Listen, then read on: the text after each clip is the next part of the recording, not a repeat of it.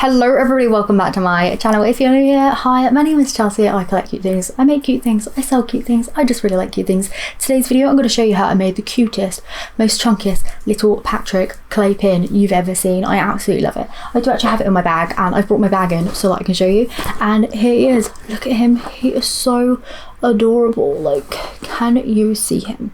Hopefully I'll be giving you a little overlay shot right now of what he looks like because he's so cute, he's so sparkly, he's so chubby on that, and I absolutely love him. I've had quite a few compliments by strangers and stuff of him out and about in the real life world, and yeah, I'm totally in love with him. See, I just made him for myself and I thought I'd film the whole process for you today so you can see it and maybe recreate it. If you do recreate it, then be sure to tag me on Instagram.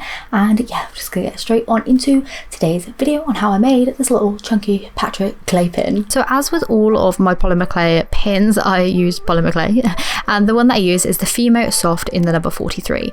So to make the shape of Patrick, I just ended up taking this blob, pointing together the top to kind of make a triangle shape, and then pulling out two bits at the side to make the arms. I then just put it down on a tile and I just kind of flattened it down and made sure to shape out the kind of top triangle for his head and then the two arms separately. To divide the bit up at the bottom, I just used a paintbrush, rocking it back and forth to make this indent, which is where Patrick's legs are. I then baked it in the oven at 110 degrees Celsius for 20 minutes. Once out of the oven and cooled down, I stuck it down to a ceramic tile to keep it still whilst painting, just using a piece of blue tack. I then took some white acrylic paint, mixed in a little bit of pink and a little bit of orange to make this nice, really pale kind of peachy colour. I then painted the whole of Patrick in this shade, doing 2 to 3 coats in total to make a nice opaque finish. Once I was done with that, I mixed up a really pastel kind of lime green shade. So I just took some yellow paint, some green paint, mixed that together, added some white, so I ended up with this kind of colour. Then I painted the shorts on using this. So I went across in a line and then just filled it in, making sure to go around each of the legs and in between, so it made it look like Patrick was wearing his little shorts.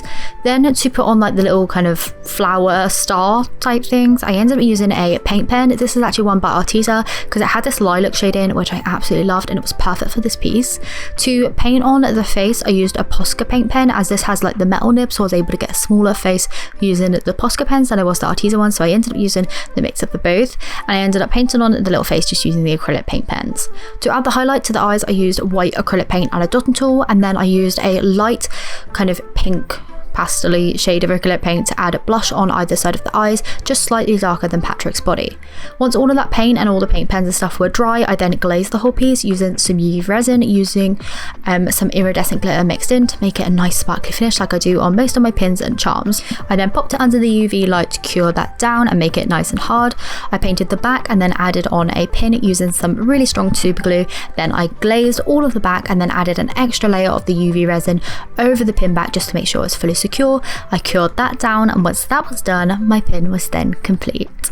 And that is the end of today's video. I hope you have enjoyed it. Like I said, the Patrick pin is so cute. I have it on my little Kanken backpack and I just adore it so much. A couple of people have actually given me compliments out and about, and yeah, I just really love it. So anyway, if you do end up making this, then be sure to tag me on Instagram. Thank you so much for joining me today, and I'll see you very soon for another video. Bye.